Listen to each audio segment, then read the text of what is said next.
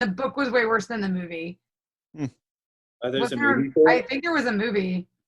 I'm pretty sure. There's a ton of Stephen King movies, so I wouldn't be surprised. Yeah, I think there was a movie. The book was definitely worse, if I'm remembering correctly. All the Stephen King movies, though, actually, like the books are horrifying, and the movies are just like, man, okay. I don't know. I mean, other no, than you're like right. It and like maybe The Shining. I mean, sure. things get The Shining is so loosely based on. You have like it is, but all the ones that are They did like a good job whatsoever. of Doctor Sleep and tying in the original movie to the sequel. But you have goofy like the TV made for TV, The Langoliers, with its goofy mid '90s CG and Bronson Pinchot. Oh Storm gosh, Century, Rose Red. A lot of those made for TV ones are pretty bad. Well, pretty much every made for TV movie in like before Netflix was pretty bad. And thankfully, with the Netflix from 2018 on, so I mean, let's be honest here about Netflix. Sledgehammer sound. Welcome to the Casual Fanatics. I am Paul Stadden. That is Sydnee Johnson. That is Jeremy Brazel. This is the podcast where we take pop culture questions that nobody asked other than the three of us, and we're like, let's do a show about it. No, actually, I think that this is a legit question that we're going to be tackling this week. Wasted superpowers are so frustrating. When we see a TV show or play a game or watch a movie or read a comic or whatever, and we see a superpower that would be really great for the specific thing that we think of, and the character never thinks to use that power ever. I don't know if it's just a matter of we watch a lot of stuff and just analyze it too deeply, but this is like the first, I don't know how you guys feel. This is the first thought I have when I see anything superhero is, how is the superhero going to misuse his power this time and never, ever get to the depths of what it could be? I got to that point when I started watching My Hero Academia and just seeing all the creative ways their heroes use their powers. It's like, you use it like in a dozen different ways in 10 minutes. Yet, the same superpowers in the Marvel, they never even thought of a single one of those things. Can I go on record though for saying like this week, this podcast topic made me realize I don't watch superhero things anymore. Well, that's fair. It came to my attention that I don't like. I'm like, you guys know I struggle with coming up with a topic for this one, and I'm like, wait a second, I don't watch superhero movies because like I banned myself from Marvel movies after they got ridiculous, and I was just like, I'm trying to think of like the end of it. I think like when the Avengers started, I was like, okay, I'm done. Like I'm done. This is too much, guys. And like, so since then, basically, I mean, the first Avengers movie, I haven't watched superhero like Marvel comic book type movies. The closest I've come is The Boys on Amazon, which was irreverent and amazing.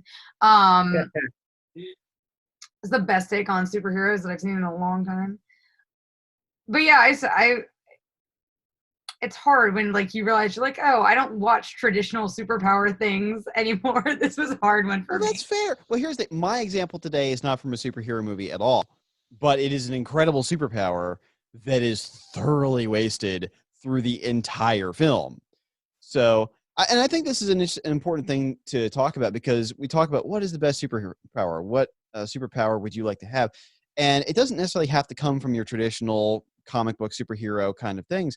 You know, people who say, oh, the best superpower would be what Zach has in Saved by the Bell, where he can just freeze time and actually do stuff. It's not like he's taking a mental aside. Like he's literally freezing time and he can go do things during that frozen time. And like, that would be amazing. I would go make coffee. Right, that's like, I just freeze and go make coffee. Okay. All right. As a quick little, I guess, introduction into this topic, my favorite mundane thing I could do with a superpower, after watching Doctor Strange, the Marvel movie Doctor Strange, he gets the Eye of Agamotto.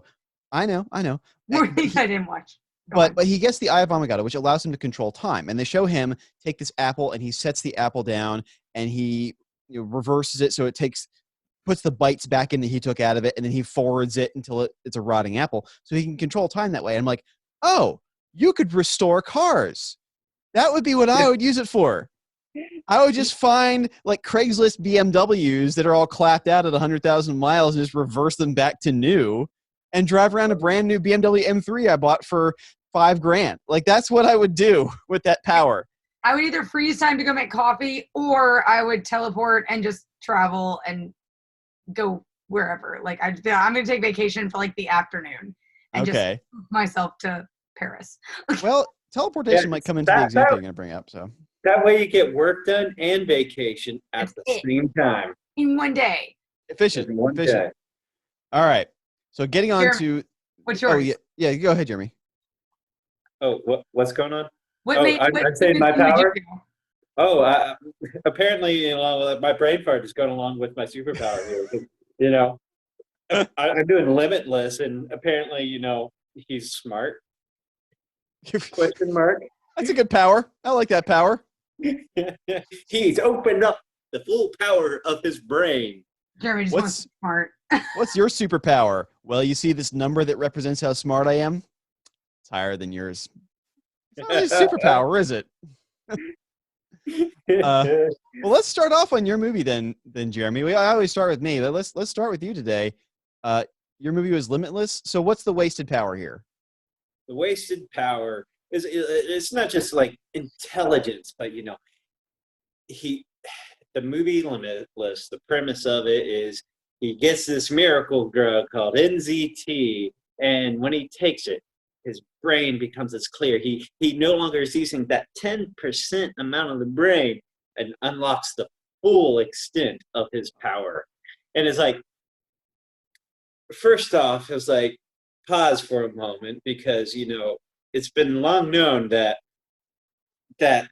urban legend of just using 10% of your brain is been debunked more ways than one, over and over and over again. So I don't know why that continues to be a thing that we find.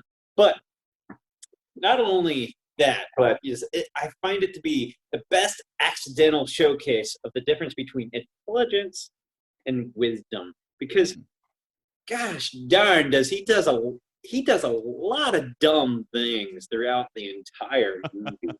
It's like, if you're really that smart, you wouldn't have done any of these things. Right. So it was like, he was more like just overly confident narcissist. He had this disorder of self-love. He thought he could do anything. Right. That's such a Hollywood trope that, like, oh, that guy's a total dick. Must be brilliant. We see that with Tony Stark. We see that, like, look at all the intelligent people. Like, Batman might be the closest to it, because he's only cocky when he's out trying to be trying to put on the mask of who he actually is. To be fair, I'm gonna go on record and admit that I like that trope. You like the thing cocky, is, intelligent guy? I do. It's used in a lot of really great things. Like, I love Sherlock. With you deserve to be. You deserve to be arrogant if you've earned it.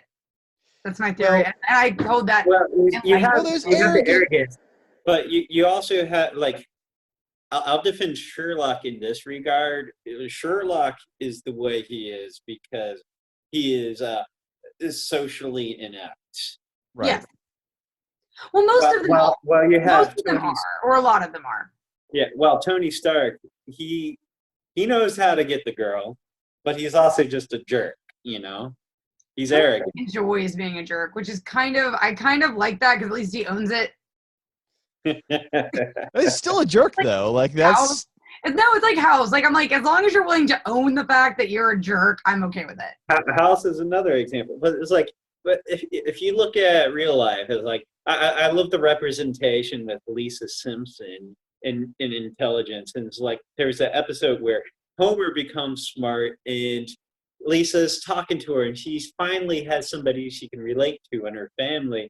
And they're talking back and forth, and he's talking to her. Is like, I don't get it. Like, people around me, like, I'm so much smarter now. I expected people to like me more, and I thought I'd be happier. And Lisa goes on record and shows like, well, I found that the smarter you are, and she shows them this graph, the more your happiness goes down. I agree with that. And there's this social awkwardness, social anxiety that comes along with being intelligent. Yeah. That tends to be a real thing. Like, a lot of intelligent people have organization problems. Like, a lot of them can be dyslexic and other things like that. So there's this offsetting characteristic on them that limits their ability to socialize. Not just narcissism, where they just are fully believe in everything that they do is the best thing in the world that they do. It's like, look at like actual examples of narcissists. Like the easiest one would be like, a lot of people would say Trump is like, he goes up on the podium, he says, I'm doing the best things. So like, this is the best we've ever done. The best very economy smart. we've ever had. It's like, yeah. Everything is a grandiose gesture. Intelligence doesn't, it has a lot more nuance to it than just saying something is good. So it's like, so getting into that, like, his character starts out down on the luck, and he's depressed and everything like that, but he suddenly takes this drug and it clears his mind. And instead of like moderating his behavior, he goes from this not doing anything to instantly jumping into everything he thinks of. And rather than regarding the risk factor of everything, he jumps into every single risk that comes in front of him. And like, one of the big things that he does is like, he borrows money from mobsters. It was like, what incredibly intelligent person makes that decision? Well, you would go borrow money from organized criminals. It's like, at that point, you can make a sufficient argument, like, going back to one of the ways they show him actually be quote unquote smart at the beginning, is he's trying to be a writer.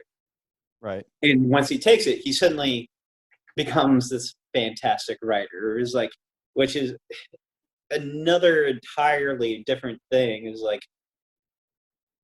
there are not incredibly intelligent people. Like, I wouldn't call them dumb, but you don't have to be smart to write a fantastic book. Right. Because it's a skill. It's something that you refine over time, and you can have talent for it. Your mind might just be creative, but it's something that's refined. It's not, if you suddenly just become intelligent, it doesn't just make you a better writer. Like, for example, the opposite of that, you had Benjamin Franklin, who was one of the smartest people to ever live, yet he considers himself a terrible speaker. It's not quite the same as writing, because he was a good writer. Right. But it's like this automatic assumption that a smart person is good at using words to express themselves.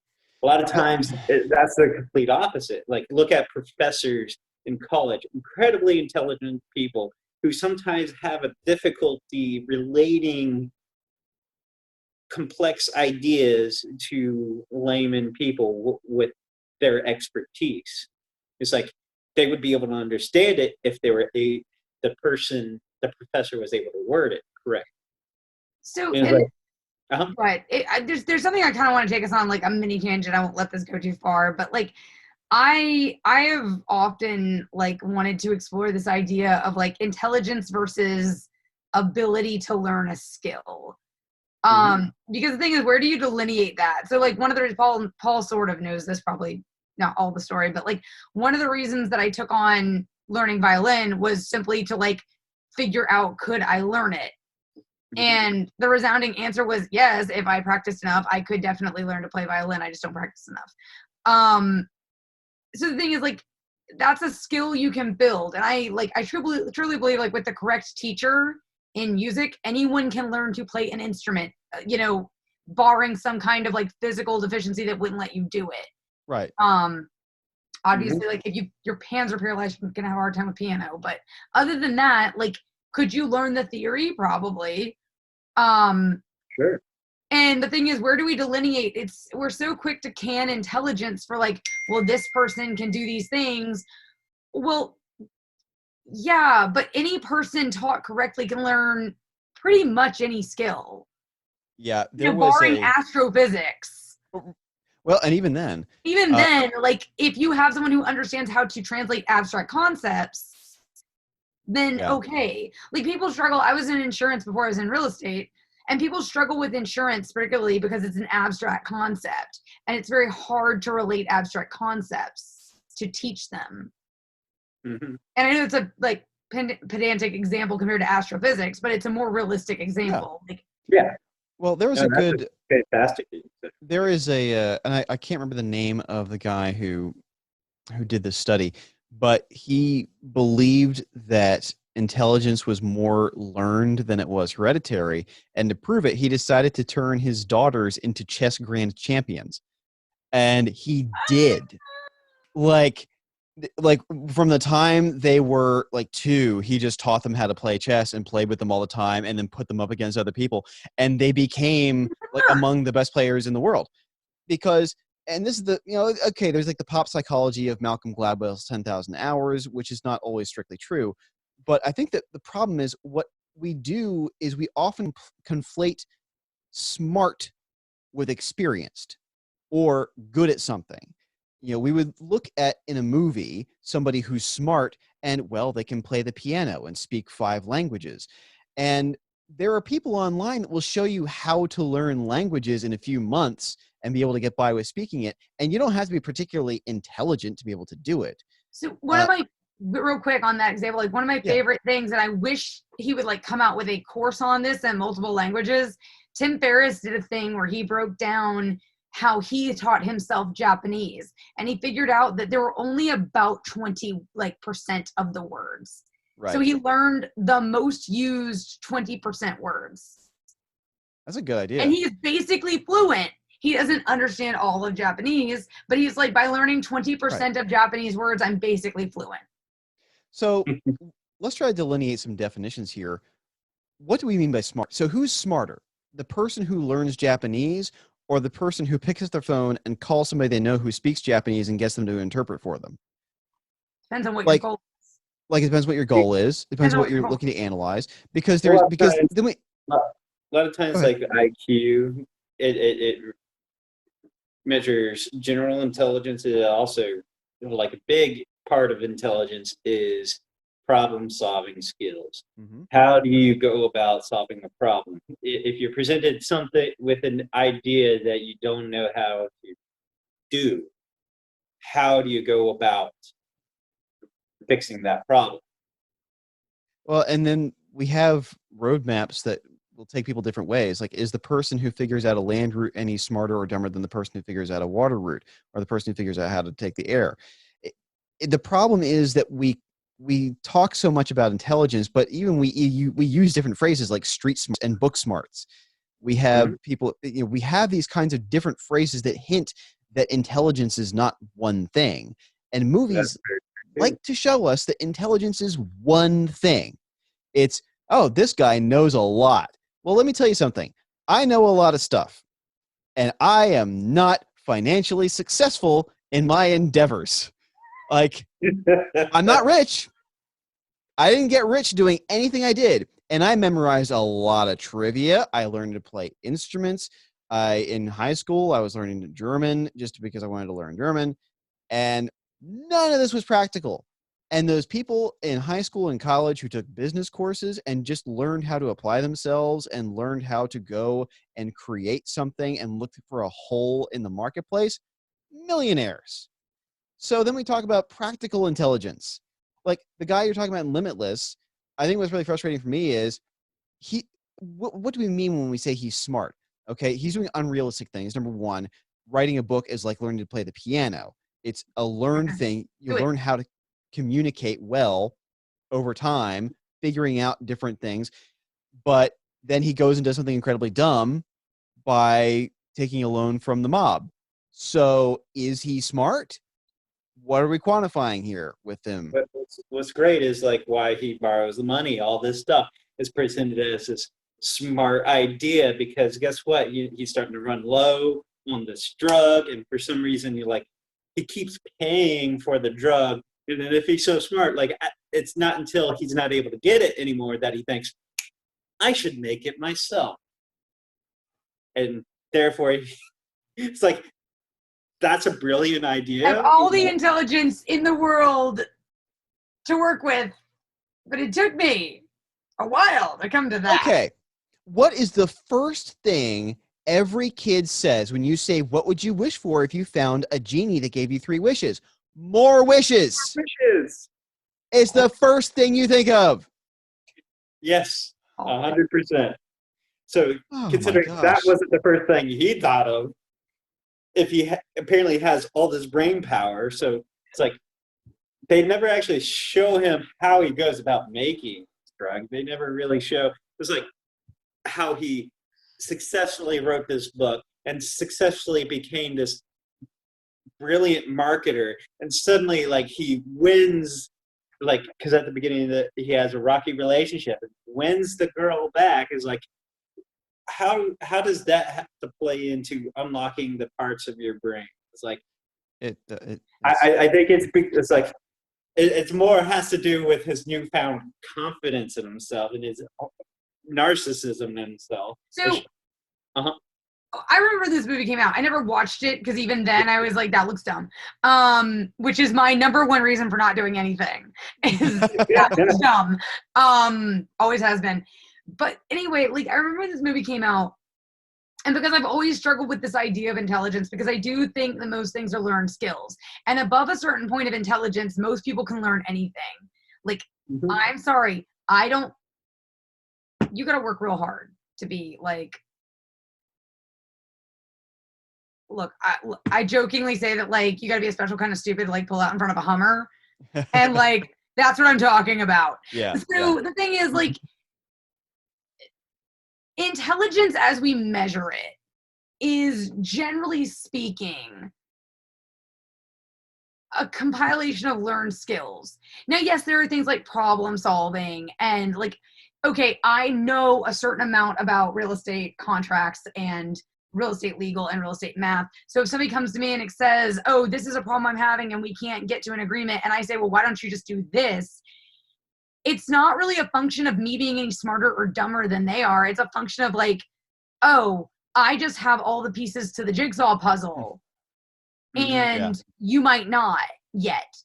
So the thing is that most things that we talk about that we measure intelligence by, chess skills, musical instruments, languages. Like I love the TED Talk about the guy, Rubik's Cubes. You can learn to look, go on YouTube. There's a video to teach you how to solve a Rubik's Cube. It's a party trick, guys. Like you can learn anything as a party trick. Like it's one of my favorite things to just think, like, what insane thing can I learn that people be like, what? Yeah. I don't want to walk around savoring champagne bottles. Like, yeah, exactly. That's but the thing is, like, all of this stuff can be learned. Case in point, Alton Brown teaches how to savor a champagne bottle. Anyone can learn to do it. You can learn to solve a Rubik's Cube. Any of these things, even complex things, can be learned. And that's why I say, like, okay, you talked earlier about, like, well, is the land route or the person who went across the world, well, what's your goal? Is your goal the shortest distance between point A and point B? Because the airplane won. Like, but really, like, beyond a certain relatively, like, low IQ point, honestly, everything else is just learned skills and exposure and time and practice. Writing is one of those things that, like, I really wish I was good at, Jeremy. Kudos to you. I don't practice writing. Because I thought at a very young age, I thought, well, I'm not really a good writer, so I didn't write things. I could be a good writer if I would write. There's a whole motivational speech by some guy whose name I can't remember right now about that. Like, you've never written before, that's why you suck at writing. Like, exactly. Yeah, everybody sucks at the beginning. Yeah. Everybody's Let's first get this draft. podcast. We suck right now. Like, No, we don't. We don't. compared to later, we will come back and be like, okay. wow, All right. guys. Well, things always improve. I don't know if you guys ever saw Young Sherlock Holmes, a great movie from the 1980s, starring Brian Cox's son, by the way. Was excellent. And there's a scene where young Watson meets young Holmes for the first time, and he walks in, and Holmes is sitting at the edge of this bed, and he's scratching away at the violin, and he goes to smash it. And Watson says, "Stop! What are you doing?" And Holmes says, "Well, I should have mastered the bloody thing by now." "Well, how long have you been playing?" 3 days. Give it some time, Sherlock. Give it some time. Yeah, What I love is like violin in 3 days. Yeah. What I love about that is Sherlock never actually learns how to properly play the violin. He just plucks at it. But you know what? He keeps trying. He does. And speaking of Sherlock Holmes, who is we always point to as an incredibly smart person, if you read the books, he doesn't know that the Earth revolves around the sun. That's a whole point in the first book where Watson and he are having a conversation, and Watson's like, "You seriously have never heard the Copernican theory that the Earth revolves around the sun?" He's like, "Well, what does it matter? It has nothing to do with what I'm doing." And like, he's already published books on cigar ashes and what they mean for a case. And the fact that that giant orb in the sky isn't orbiting the Earth doesn't matter to him. No room for it in his brain. What were you saying? That reminds me of, like, look at a person who is clearly one of the most intelligent people out there. That would be Dr. Ben Carson, the first person to ever successfully separate Siamese twins that are connected at the brain. Mm-hmm. Yet he was convinced, well, wasn't convinced, but he was open to the idea that, aliens were the cause of Egyptian pyramids, Right. Things like that. This is like, they were grain silos or something. That wasn't something that was important to him to learn, But that's a point. That's an important distinction, though. Like, if you're a chess master, like, you're in your lane of chess, or if you're a musician, you may know everything about music theory and the instruments that you play. Do you really care about astrophysics? No. Well, unless you're Brian May from Queen, who actually has a doctorate in astrophysics. Look, I'm not saying there aren't exceptions. Everyone needs a hobby. However, like Boston, that entire band was made up of engineers from MIT. But you might not care, is my point. Right, right. Yeah. That's a good point. Like, okay, 100%. Okay. A good example is Yngwie Malmsteen, who is, he's a brilliant musician, total meathead. Like, he knows a lot about music theory, but kind of like the guitar version of the dude bro at a gym who just doesn't know how to speak in anything other than seriously douchey phrases. So, well, if you want to cut off the muscle, you go talk to that dude. I'm just saying. Here's a way I would make a distinction. It's like between like a learned skill and intelligence. It's like you bring up Malmsteen. Now I'd bring up Eddie Van Halen. Right. Malmsteen is a more skillful guitarist than Eddie Van Halen. Mm-hmm. But what he has done with that skill isn't particularly creative. He's done everything that theory taught him to do. Yeah. Eddie Van Halen took these skills that he had and was able to create something different with it. And he essentially, sparked the like more heavy rock, metal, pop of the 80s, Yeah. But case in point, virtuosity doesn't necessarily mean success. Like, you can be really good at something, but not find your niche. Yeah. How are you going to pronounce it? I don't care. Anyway, the point is that this is my problem with this as a superpower or as an ability. Right. It's undefinable, number one. Yes. If you're going to make a movie about this, define what it is. Is it problem-solving skills? Is it... The problem is like this kind of goes everywhere, and it doesn't show him actually doing it. Mm-hmm. They just tell you he did a thing. It's like, well, is the book good? I don't know. We wrote a book, and it's successful. Was it a New York Times bestseller? Like, right. Yeah, yeah.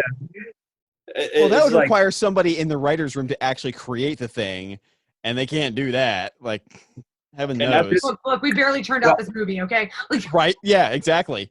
Exactly. Well, spoiler, it's like one of the big areas where they try to show him to be at his smartest is when everything is, he's starting to get his comeuppance and he's at his apartment. This is where the movie starts, and then it goes back in the past and goes all the way back to this point where he's like standing at the edge of his apartment. It's like, oh gosh, there's mobsters breaking into my apartment and I'm about to die.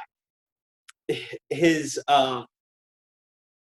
they tried to show him use his intelligence to get out of that situation, when like everything that happens after there is like, well, that's more dumb luck than it is intelligence. It's like super villains in like Skyfall and in other movies like that. These convenient things that happen that it's like you couldn't have planned that. That has to be dumb luck. Mm-hmm. And to try to show that somebody's more intelligent because they're able to plan this complex thing. It's like, no, that's not realistic. You have not convinced me that he's smart because he escaped because a train happened to fly by right at this time. Right. Taking advantage. I'd be more impressed if he like fashioned a ladder out of like some debris in his apartment. And MacGyver is the solution there. Yeah, I was going to say, like, MacGyver was like that. But of course, that was based upon pre-knowledge of these objects, and it's like, oh, but it's also creativity and being able to take these objects and combine and speed of coming to a conclusion. Mm-hmm. Yeah, maybe MacGyver is the ultimate example of what we're trying to do here. Right, like MacGyver is the limitless guy, you know, but but a likable one. So it's like I just love like, you know, the final conclusion of this movie that's trying to convince me that he's smart. It's like the final conclusion, the ending of the movie. Spoiler alert! 5, 4, 3, 2, 1. He runs for political office. That's not even for president. You know, it's like you're not going to be able to define like the policies that you want to put in place with this newfound brain power of yours by running for the office that you have. It's a layman. There's plenty of dumb politicians. So yeah, exactly. We've all voted for them. But do any of us really consider politicians like the epitome of intelligence? Like, I understand that we vote for them. They're not who I'm like, that is the smartest person. Like, you know, the best politicians realize they're not the smartest person, and they're the ones that surround themselves with the smart people. Right.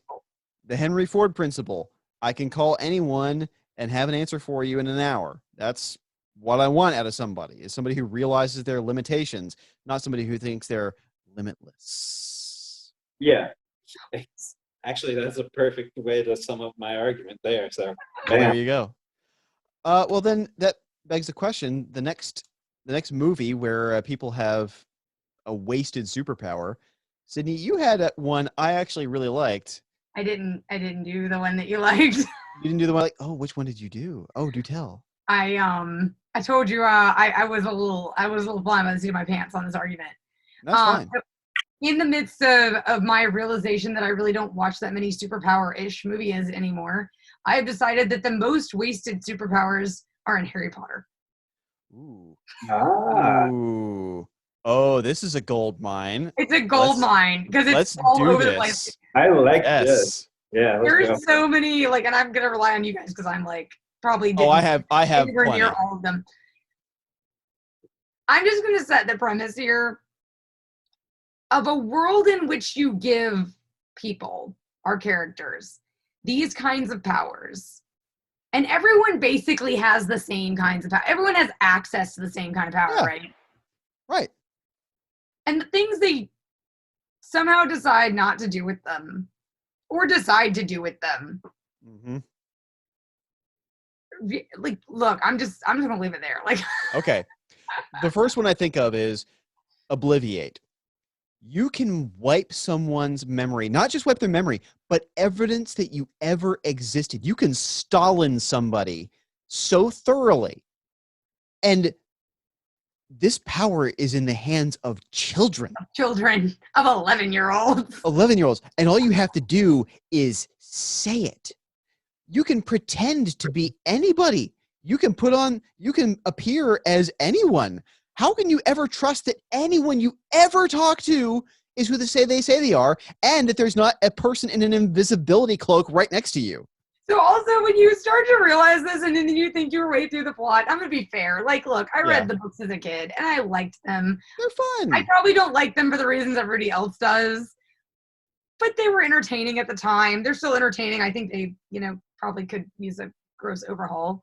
However, there's a lot of problems, but basically, like, I do consider it like a decent story. I am a fan. Right. However, like, when you think about it in those terms, and then you start to think through the events of the story, and the realization that you come to have that, like, so we never did this episode, or we haven't done this episode yet. We've talked briefly about, me kind of doing an argument about Harry really not being, I think, the best protagonist of the story. And really, when you think about it, he's a really incompetent protagonist. He has the same powers everybody else does. Right. And his only limitation is that he chooses, Jeremy, not to learn things. Yeah. And just relies on other people telling him, like, oh, well, you can do that. Like, you all have the same powers. Right. Yeah. Really, for the most part, with a few rare exceptions where there are rules laid down that you need a certain amount of skill, but these are all very loose rules, by the way, that you need a certain amount of power or skill, or you have to be good at magic to do certain things. Right. But it's like, even more so, though, it's like, apparently you don't have to be that good to do potions. Some of the most powerful things are potions. Like, look at the polymorph potion. It's like, if you look at Marvel, you have this whole secret wars based upon people who can shapeshift into whoever they want. It's like, how did that not evolve into a much bigger thing? One of my distinct arguments when I did have some help coming up with this idea. But one of my distinct arguments when I started talking to a friend about, like, yeah, you're right, Harry Potter does really make poor use of its powers, was actually potions, because potions is one of those things in Harry Potter that I feel like is a learned skill. You do not have to have any set amount of power. You don't have to be really good at magic, quote unquote, to do it. You just have to have, like, technical skill at potions, and you can be good at potions. And my distinct problem with Harry as a protagonist is going to come here for a second, because, like, in that first scene where Snape sweeps into the classroom, and I love Snape as a character. I really finished the series just because Snape is a really interesting character. But where Snape like sweeps into the classroom and gives his, like, terrifying speech that has all the first years about to pee themselves. And he's talking about, mortality and life and death and the things that you can do with these substances. And really, like, going back to your talk about like learning German and learning all the cuss words, he teaches it in the perfect way. Right. If you think about it, as a teacher, he comes at this from the perfect angle. He's like, let's give them all the terrible stuff. And then turn page 1, Yeah, actually. So he comes in talking about, like, I can even teach you how to put a stopper in death. And Harry, whose parents are dead, by the way, is not, like, intrigued by this at all. He's taking notes and then gets called out for not looking at Snape while he's talking, which, to be fair, was a little unfair. However, if you were 11 and an orphan, wouldn't you be riveted by that speech? And I say all this to say is that, like, this, we're looking at a character who is supposed to be relatable to us, right? And he's not interested in the ability to learn these things. Harry is interested in a very small subsect of magic. That's all he cares about. That's all he wants to learn. And everything else just kind of gets tossed in front of him like breadcrumbs throughout the story. And he relies on somebody else to do it for him. Literally things that he could legit go learn how to do. Well, Harry Potter is the kind of protagonist I have really come to dislike, and it seems to be the most common protagonist, which is the protagonist that is just automatically good at stuff without trying. And, like, okay, I don't want to see that protagonist. I want to see the protagonist that has to work and become better and cares. He doesn't. There's no training montage in Harry Potter, okay? Right. Ever. He doesn't build a skill set. And this is weirdly wrapping into Jeremy's argument. However, like, my point in worst superpower usage is you have a whole world of magic where you can do everything from inflate your ant to wipe someone's memory to read people's minds to like basically be immortal for some limited period of time with certain potions, and like you don't choose to delve into any of it. Nope. Like the most that you learn is like how to disarm somebody and blow them across the room. That's what you're interested in, you 13. Yeah. Somebody pointed out that like they summed up the entire Harry Potter book series by saying, "Oh, I can just knock people's wands hands. Cool, that's all I'm gonna do." And like that's the entirety of Harry Potter. He learned that one spell. Like one spell, and that's all. Like that's it. That's all I need to know. Yep. Like doesn't he stand in front of a mirror at one point? It shows him his deepest desire, and like is to have his parents with him, and yet at no point do any of the magic spells that he could use to do that ever cross his mind. That's the thing. Like he doesn't even try. Like I understand creating a world. Go ahead. Wouldn't the Horcruxes and things like that be more tempting to him? Like where was the moral dilemma there? You know. Well, you would think like even in that speech, like okay, like think back to being 11 years old, okay. And if you grew up with that kind of childhood, and let's like be real, the Dursleys were flat out abusive. I don't know how social services did not get called by someone. They were keeping him under the stairs. It wasn't charming or cute, Chris Columbus director. It was weird and terrifying. No, it's not even the director. That was in the books. You're right. J.K. Rowling put that in the books. Yeah. So he's legitimately being abused. He comes into this world where like. And I really find the first movie rather charming, like despite the fact that like I grossly feel like I've outgrown the first book. Like trying to read it as an adult is hard. Yeah. It reads very much for an 11 or 12-year-old. But the first movie had this sense of like wonder and whimsy, and like and sometimes it's a little scary, and like you want to explore this world that you're being introduced to. Interesting. Go ahead. Interestingly enough, that's actually why my favorite Harry Potter movie was Fantastic Beasts, the first one, is because you have moments of just pure. I have other problems with Fantastic Beasts. Let's pause for a moment and look at all these wonderful, magical things that don't exist in our real world. So it's just a moment of just whimsy and magic. I think they really lost sight of that as it. I'm sorry. I look at Fantastic Beasts as British Pokemon, but go ahead. I really didn't care for Fantastic Beasts. I get what you're saying though, because like I feel like they lost a lot of that as the series went on. They focused on really dumb angles, in my opinion, especially in the movies. And you really lost that sense of wonder and discovery. But as a child coming out of that situation and into a situation where like magic exists and I can literally do pretty much anything if I learn how to do it, and you're hearing a professor talk about stopping death and you're like, my parents are dead. I feel like it would be a little more intriguing than it is to him. And I think this is an example, but you don't see him become intrigued very much at all throughout the series. No. He never tries to push the limits of what his powers can do. He's not a creative protagonist. No, he's not. They have access to time travel. And I know that in the book there are more rules than what was presented in the movie, whatever. But you're telling me that with access to time travel, what's the first thing that you would do with time?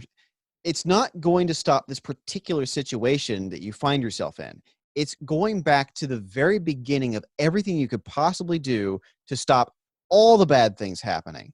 That's why when people say, we need to go back in time and kill Hitler, I'm like, well, you would still have the rise of power of somebody else in his place, or be a power vacuum or whatever. Like, you really need to actually go back even further and fix things. So he never thinks in terms of the bigger picture, really. Well, no, he doesn't. But the rules of time travel thankfully stop that BS from ever happening in Harry Potter. And that is one of the few things that I do agree. If you're going to have time travel, the fact that it is absurdly limited is a very good thing, because I don't even think it should have been there. They did that later, and it was a bad idea. Right. Time travel is always a bad idea, Paul. But it is always a bad idea. You have the ability, and the same thing happens on the dark side, by the way. Like, the same thing happens for the villains. They learn one curse. That's basically a gun, and there's a very good YouTube video that expounds on this. And they lose all creativity. Why don't they use Only thing they Obliviate? do. Seriously, why don't they use Obliviate all the time? Theoretically, they do on occasion in the books, but like, the point is, it makes things so uncreative and so like, it makes all the rest of your power useless because you can do this one thing, and it really eliminates the need for anything else. That's why it's like when you're playing a video game, like if you're playing Doom, and like, okay, I have a shotgun, I have a pistol, and the nuclear bomb. Which one's going to be really useful here for getting rid of all my enemies all at once? Well, you're not going to use anything but the nuclear bomb. Like, you're just going to use the most powerful thing you have all the time because it's what's there. Like, it's lazy writing. Yeah, exactly. But so my point is, you have literally the world at your fingertips in this world. You can do whatever you want, essentially, with some limitations. And I don't really see them doing much of any, like, there are so many things that I think would happen, even like just day-to-day things that I think would happen in the world of Harry Potter. We don't see like the house, like, I mean, there's one scene where you see like the Weasley's house cleaning itself. Why do you need house elves? Right. Why do you need house elves? You could literally just magic your house to clean itself and magic your food to cook it. Why do you need house elves? Right. Oh, and by the way, make a bigger, better house than what you live in, Weasleys. Holy crap, have you no imagination? Dude, that's actually one of the best points of this whole thing. There's a scene in the second to last movie, you know what I mean, 7s and 4s, whatever. Yeah. Where they're doing the wedding, and they're like, raising the tent and making it beautiful for the wedding. And I'm like, you can do that. The house is over there. Yeah. Very confused. It's the Star Trek conundrum of complete lack of human nature. You have this fantastical, amazing stuff that you just don't use to its fullest extent because apparently you're not people. And Sydnee was talking before, like the costumes are one thing in Harry Potter that like really, like, you could have a hat that floats above your head. Just be cool. The sparkles all the time. Oh, that was, and I think we've talked about this before because I'm such a costume nut. Like, that was the thing that drove me nuts the most in the movies. And as the movies went on, it got worse. They started wearing jeans and t-shirts. Right. Yeah. That drove me insane. Like, I wanted, like, what happened to the robes? That's part of the magic. That's what pulled you into believing this world is different than ours. And in the first chapter of the first book, they talk about all the people wandering around in robes, and Mr. Dursley's getting all freaked out because he keeps seeing people in robes, like, just randomly, like, along his workday, and they're all talking about Harry surviving, basically. Mm-hmm. If I were a 16-year-old girl in the world of Harry Potter, my hair would be like every color of the rainbow, obviously. My hat would be like floating above my head, and parts would move. Like, right. Yeah, like only one character took advantage of that. And that's because she has a specific ability for that. That's not even just regular magic. But like, that's true. Good point. Yeah. My robe would be like changing colors to like fit the decor, and would be weird. Yeah. Like, why does nobody do this? I know. Why? And people do the dumbest things, like we talk about the transformation spell, and Ron was carrying around an adult man in his pocket for years, hidden as a rat. Like, maybe better use of the power. I don't know.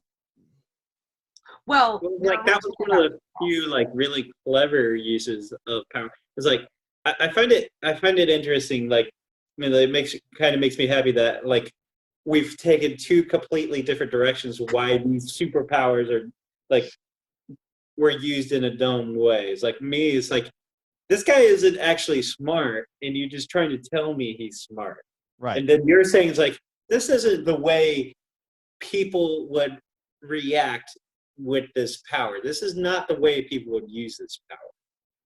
A friend of mine pointed out, like, you know, Harry comes on and Hermione's always fixing his glasses. Wouldn't you just learn the effing glasses fix spell?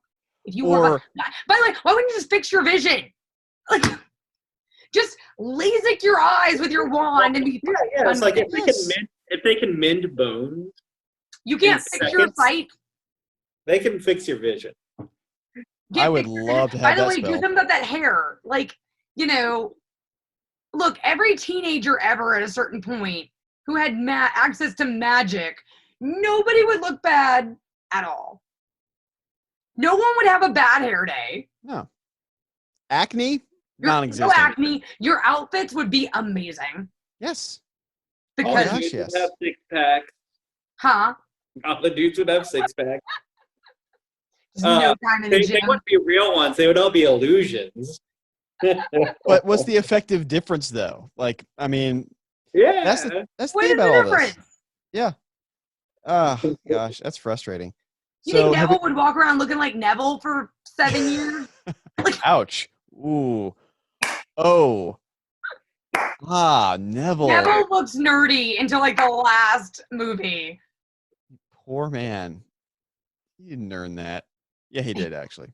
He did. Have we mined Harry Potter for all the pain? I don't know. Is there more? There is. I don't know. I mean, how much? My point is, it's the worst use of basically limitless power. That's fair. Given to 11-year-olds. That's true. Harry Potter and the Limitless Power. It's misused limitless power. Well, I came into this episode feeling pretty good about my topic and my chances of winning, but after the Harry Potter discussion, I'm not so sure. My wasted power this week is featured in the movie About Time. Now, About Time is not a great movie. It was a cute little movie that came out, about 10 years, 2013. And it has Domhnall Gleeson, who is Nux or Hicks or whatever his name is in the new Star Wars trilogy. And he was in Dread, too, by the way.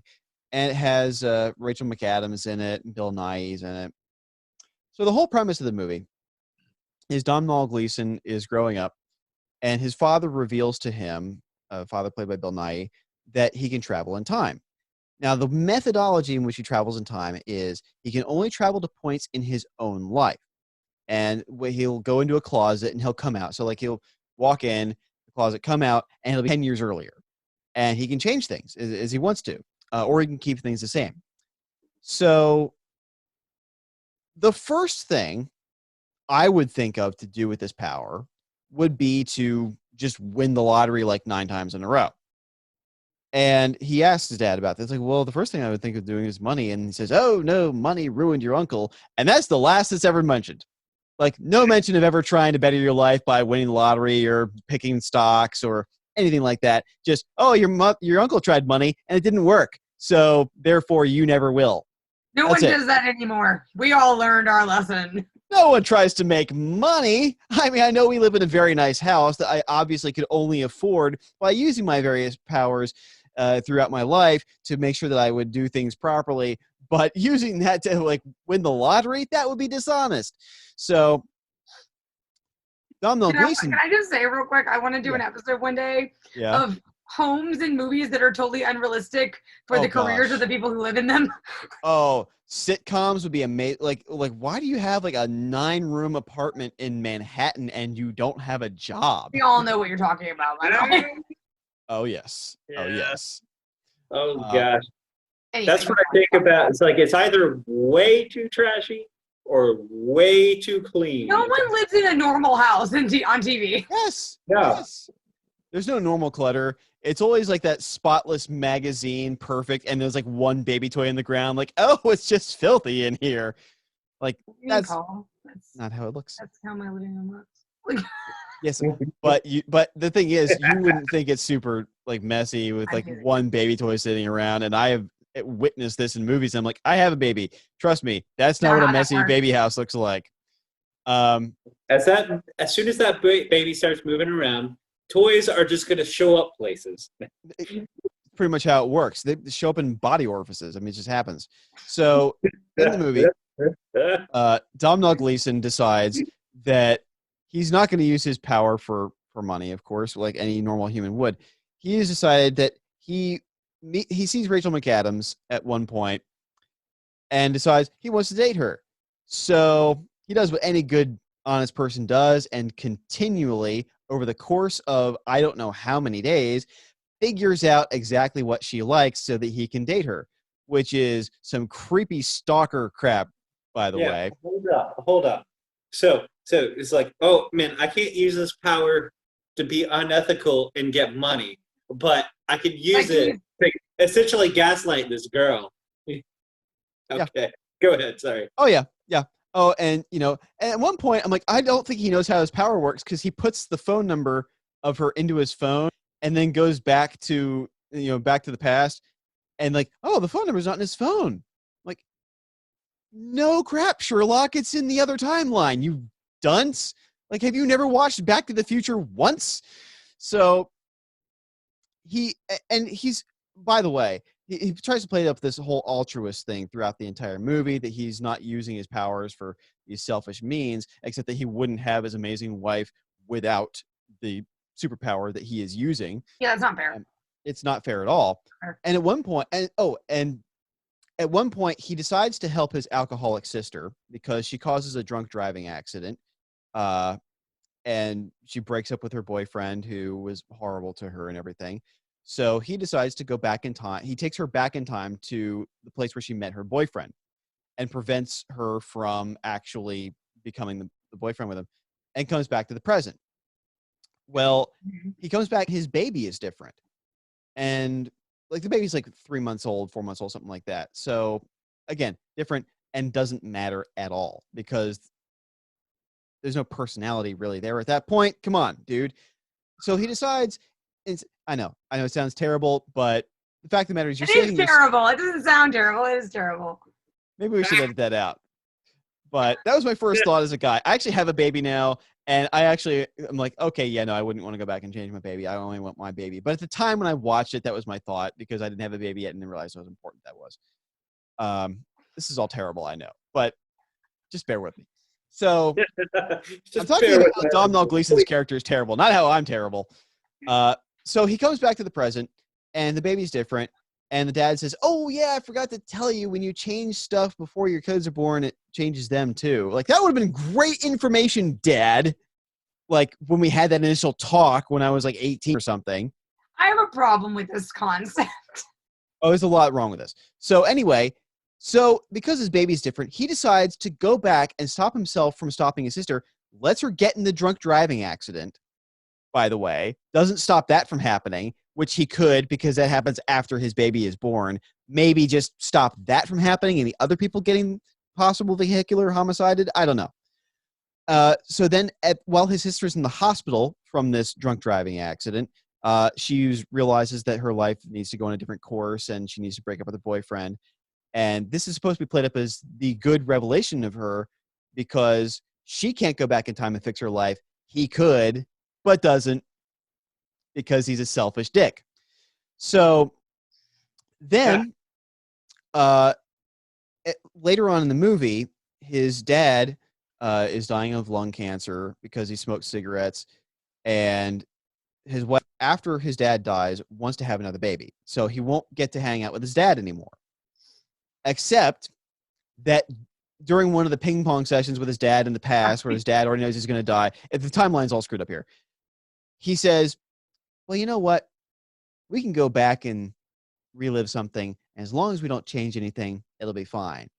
I'm like, so you're not giving up your dad after all by having the other baby. Your own rules are broken. You can go back and then visit as long as you don't change anything. So it's fine. What are you so bent out of shape about here? I also want to point out, like, how depressing it is. Like, the idea that, like, you're going to go back in time and have the same visit over and over again with someone who's gone. Like, that, honestly, like, that's worse to me. That's weird. I think that's weird. Well, I think the problem is that, like, it's a both and kind of thing. So at the end of the movie, he talks about how he learned this trick from his dad, where he lives a day through And then he does that day over again. He says, so the first time, like, I'm all stressed out because he's a lawyer. He says, I'm all stressed out about my case, and I'm stressed out about getting the kids to school. I'm stressed out about the making the bus on time. I'm like, why? Why would anything stress you out ever again, Time Lord? You can control time. Stress is a non-issue from here. Oh, the second day you make the bus, you're like, whew, glad I made that bus the second time. Who cares? You control time. Nothing you do matters. And then he says at the end, oh, no, hold on. At the end of the movie, he says, and now I find that I don't even bother reliving any moments over again because my life is so perfect. Like, yeah, that's like the last thing he says in the movie. This disingenuous Time Lord dickhead who has gotten everything in his life perfect because of his power. He was a total loser who couldn't get a date to save his life. They show him being an absolute like weirdo around some girls, and he can't get anybody to like him. And it's only because of this time power that he gets his wife. And then he's so blind to how this has changed his life and could change other people's lives in huge, meaningful ways. Stop natural disasters from, or at least prevent people from being in natural disasters. He could be a massive superhero or the richest person on the planet. And then he's like, well, now that I have everything perfect, I just don't use the power anymore. Don't feel like it. You're a monster. You're a monster. Yeah. That, like, I don't get. It's like, are you saying using that power was a bad thing, so I don't use it anymore? It's like, why not just like, it's like your life is, it's like, my life is so perfect, I just don't do drugs anymore. Yeah, that's how addicts think. Like, it's just, it's so... it was essentially a drug to him. It seems like I got to keep using this to get everything better and better and better. And like, people are never like, people minds create problems because we need problems. And if everything's perfect, there's things we're going to do to mess that up almost instinctively. The idea that he would like eventually realize that, like, oh, this isn't what life's about, like, because like what I think they're trying to do is be like, oh, that's not what life's about, not about fixing everything, it's about like enjoying it for what it is. No one is gonna do it, is the problem. It's like drugs or cigarettes or alcohol or anything, any other vice, caffeine. Like, I'm not gonna just wake up one day and be like, I don't need coffee. Not happening. I am supposed to be sluggish and gloomy in the mornings. Like, but yeah, you're right. It's the whole message of the movie is just trying to be like, hey, don't worry about what yesterday held. Live for the now. Don't try to change the past. You can't. Things are going to work out okay. Enjoy this present moment, which is a great thing to say when you can't time travel. When you can time travel, that is the dumbest thought that could ever pass into somebody's brain. Well, especially if you have the lessons from the future you can bring into the past. It's like, why wouldn't, and like, they're trying to say that, but guess how he got to that point? It was changing everything in his past. Yeah. If he went back to point A and undid everything he ever changed, he would not make the same statement. Yeah, exactly. You could live 1,000 lifetimes with this power. And the thing that also bothers me, as an aside, only the males in the family get this power. Like, the women are totally screwed out of it. And he never tells his wife he has this power, by the way, ever. So as far as she knows, she met this guy and he was a magical, amazing being for a couple of days, and they were just right for each other. But according to him, it took months of time lording and making sure he got it right at the right points with the right words, because he's a creep. That's creep behavior.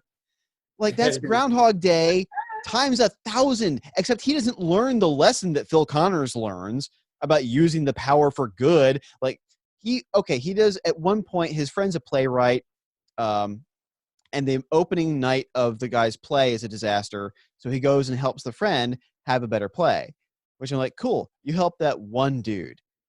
Nobody else? Nobody else you're going to help? What one thing could you possibly change, though, to fix a play? The lead, there was this one actor in the Okay. play that was like forgetting his lines. So he like wrote a bunch of cue cards and stood off stage, like holding up the cue cards so the guy could read them. Like it was still a weird stilted delivery and would have gotten bad reviews, but like whatever.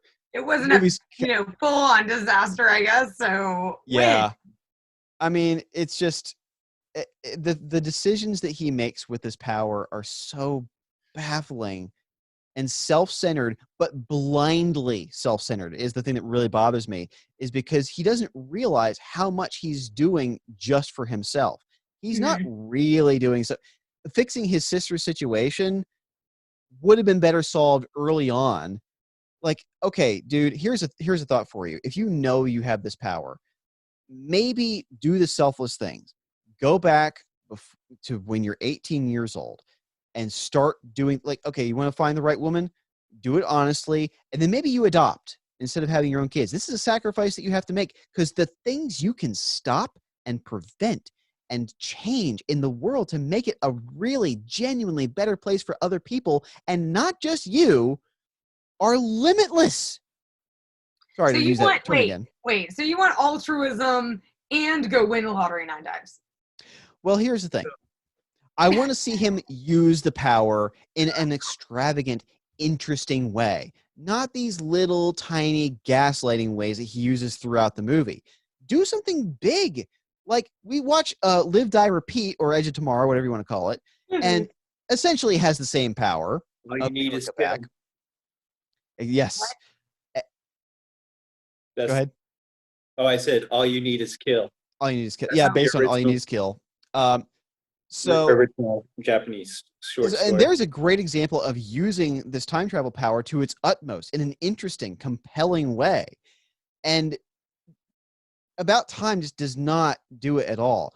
Either show him become a scumbag and then repentant, or do something like I picture like what would be an interesting way to use his power. Like maybe he gets caught, like the government knows that he has this power, and they trap him and he can't get in because he has to go into a closet to be able to travel back in time. So like, okay, at one point in the movie, like the government traps him and like they know he has this power, but he figures out, like, he's 80 years old and he finally figures out how to escape from the shackles, and he's sprinting towards a closet and he slams the door, and then the door opens and this fresh-faced little 5-year-old walks out and says, "Are you lost, little boy? Yes, can you help me find my way out? I was part of a tour group." And then they have to get him back to his family. He has to live his life again. Like, do something interesting like that with his power. Show him facing consequences of it. You're asking a lot of a rom-com, dude. I know it's the wrong thing it's the wrong power for a rom-com, because you can't do rom-com stuff with this power unless you want to just make. They did. Well, it's like, they should have called it gaslighting the movie. It's like, it sounds like it was incredibly sterile, so they couldn't go anywhere like that had any grit to it, any actual impact or punch to it. But yet, like, while it's sterile, we want to present them as this normal, every dude type guy who just wants to be a decent person. Is like, but that person isn't realistic either. No. So here's the thing. This movie is supposed to kind of be like Groundhog Day. Here's where Groundhog Day works and About Time doesn't. In Groundhog Day, Phil Connors doesn't have control over the power, and it eventually gets the best of him, and he learns to work with it, and he becomes a better person, so he breaks out of the curse. In About Time, it's all self-induced. It's all his doing, his power. He has control of it. Once you give the character the control over the power, and he can go do whatever he wants with it, and then just doesn't, then it's not a very interesting story. But we see Phil Connors' journey, and we don't see Domhnall Gleeson's character's story. Yeah, it's interesting because Live, Die, Repeat, Edge of Tomorrow, same type of limitation that Groundhog Day. He didn't have control over the power. Exactly. It went to only way he could do is reset it. Died, it went to the same point. Exactly. You can reset it, but you can't control it. You can't move beyond. And that And that's the problem with About Time is it's just limitless power. It's the thing we talked about with limitless untempered time travel. It's just ultimately not going to be interesting because once you have control and the ability to go anywhere, it's the problem with the Back to the Future Part 2 versus Back to the Future Part 1 and 3, where the time machine is limited and they have to race against time, literally, to be able to get to travel through time. Whereas in Back to the Future 2, they can just go wherever they want. And any power completely unlimited becomes boring. Yeah. They had to do it with Superman. There's pre-crisis and post-crisis Superman, where they had to limit his powers because he was too powerful. He could juggle planets pre-crisis. So things have to change. You have to make the characters interesting by limiting their powers. Yeah. What's interesting is what's funny is mine, my movie was called Limitless, and my character was by far the most limited. And then, we've described both Harry Potter and About Time as they lose their interest because we lose interest in the powers because they are pretty much limitless. Yeah. So and About Time was a mixed review movie because it's charming. If they had done something where it wasn't of his own doing, where he just found himself traveling back in time randomly and then making use of it in smart ways, okay. All right. That's fine because it's not something he can control. The problem is control. Once you, and when the Harry Potter universe, once you give them the control and they just don't use it in imaginative ways, it's boring. The thing about Harry Potter, I will say this, I think people in real life, people would use it in imaginative ways and people would use it in practical ways. Once again, why you need house elves, you can literally magic your broom to sweep the floor. You could have a Roomba for literally not $500, just yeah. Okay, there's a spell that vacuums the floor. Right. Or I charmed the broom to sweep for me. It'd be like the Sorcerer's Apprentice in, Fantasia. Yes. Even he figured that one out. Oh gosh, yes. So the thing about it is that I have is that obviously those are the things you would do. Obviously, a 16-year-old girl is gonna make fashion happen and fix their hair or whatever their trend of the week is. Right. And the thing that it is that we see none of this. We see them running around in jeans and t-shirts. Yeah. And I understand that there's a crisis going on, but legit, these are people. Well, and it makes me wonder, would it be more interesting if only a few people had those powers, or if everybody were using it in interesting ways? I mean, but I think by human nature alone, in this case, people are generally going to use them to solve their problems. And by their problems, I mean they're whatever pedantic life problems you have. My eyelashes are too light. Nobody be going to get eyelash extension. All those girls would have amazing eyelashes. Mm-hmm. Okay. Oh, yeah. No unibrows here. From as pedantic as that, and as basic as just human desires as that, to we got a war to fight. Yeah. Umbridge taking over the school. Okay, why is Dumbledore, who's literally revered as one of the most powerful wizards, alive, bowing to Umbridge? Why are you dealing with the bureaucracy, Dumbledore? Stop acting like a kooky old man and be like, nope, I run this school. Bam. Right. Yeah, that's frustrating. When you have powerful characters that forget powerful. I understand not always wanting to use that. I get not wanting to do a show of force at the wrong time, but I feel there's some lack of in between here. Harry doesn't use magic to solve his problems. He rushes in without thinking, and somebody else is no, wait, Harry, we should go do this thing. Yeah. Do you know what that reminds me of? What? It makes me think of Gandalf, and it's his ability to why didn't you just do that in the first place? Why did we have to suffer through all this pain? You could call these giant birds in. Why don't we just fly all the way to Mordor?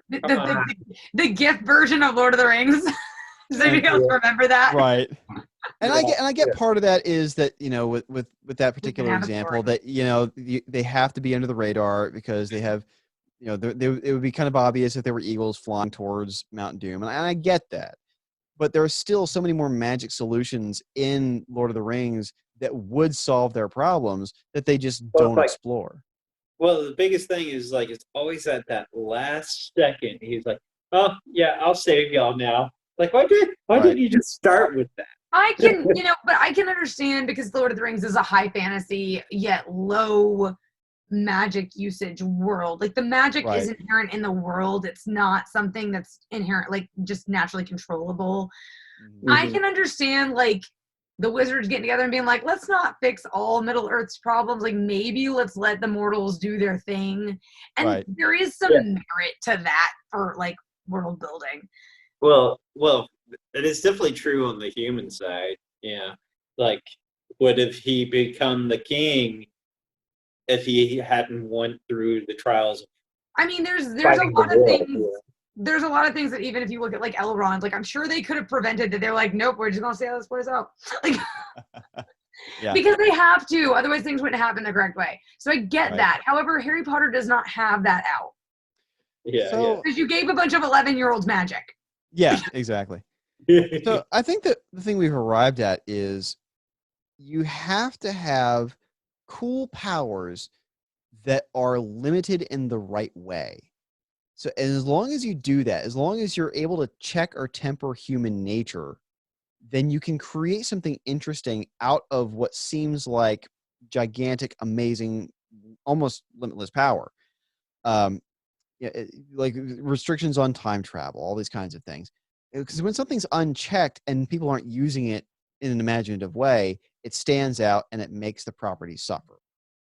So yeah, it's like a property that does that extremely well. It's like My Hero Academia. Like they have characters with hundreds of different powers that they've thought of, but they're all interesting in a way because it's like one guy, he creates like whatever material he touches turns elastic, and he can use that to like bounce off the air, and really off the wall things. Because it's like you first see it when he's like bouncing off this metal beam. It's like, why is the metal beam wobbly? And then he just bounces off of this invisible plate that he's created in the air too. So it's like, but it's limited in the fact that it only lasts a certain amount of time, and it takes energy to produce that.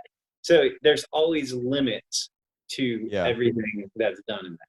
So interesting. Well, there we go. We have discussed superpowers that were used crappily by people in movies and in properties. So where do we arrive here in terms of who won this? My vote is probably going to have to be for Harry Potter, personally, because it's a really good example of not just one person misusing superpowers, but everybody, every last freaking person not using superpowers. I guess all three of us did jump in and like just say like, yeah, they did have a lack of imagination when it comes to, it's like they had so much curiosity about how this car was running, but didn't have any curiosity on how to use the own powers that they had. So yeah, I'll get it. I won. There you go. Good job. Harry Potter is a great example because it's not just wasted superpower, it's wasted superpowers, all the powers. All of the powers. So Jeremy, I do love your limitless argument because that was just a poorly thought out concept. The whole 10% brain thing. I'm just so tired of seeing that 10% brain thing in all these movies with Lucy and Limitless and Defending Your Life. Like, even in good movies like Defending Your Life, the whole that's not my issue with it though. My issue is define intelligence. If you're going to talk about, we're going to make your brain power intelligence limitless, you must define intelligence. Oh sure. This is a side complaint about the whole debunked 10% thing that I keep saying over and frickin' over again. Kind of like the King Kong situation. We know now. We know better that this isn't real. So we can't use this as the conceit anymore. No, we cannot. The time when that whole 10% brain thing was possible to use in the movie and be interesting is long gone. Isn't there a I don't know if it was a spoof on a later Jurassic Park movie or something, but there was a spoof somewhere where somebody's like, "Oh, stay still, and the T-Rex can't see you." Yeah, that theory's been debunked. They Yeah. like get eaten. Like, Yeah, and then these, yeah. Oh gosh. Yeah. I can't remember where that happened, but I don't remember where it happening. happened either. But that's fantastic. And maybe somebody can mention it in the comments. So, what do you think, people? Who do you think won? Was it Harry Potter, Limitless, or About Time? Put your answer in the comments, or send us an email, or drop a line, or send us a physical snail mail, or do semaphore flags or something. Let us know somehow what you think. Don't send we don't have a PO box. We don't have a PO box. We're not getting one either because we're not stuck in the past. Back when people thought 10% of your brain was all you used. So this has been the Casual Fanatics. Oh, you don't need a PO box. Screw that crap. I don't like snail mail. I don't want to have to answer bills. No bills for me, thank you. I just throw them right in the trash anyway. That's how I was dealt with my debt. So thank you for listening or watching to the Casual Fanatics. I'm Paul Stadden, off to jail because the IRS is going to audit me. That's Sydnee Johnson. And that's Jeremy Brazel. Until next time, maybe I'll be in prison. Bye. Toodaloo.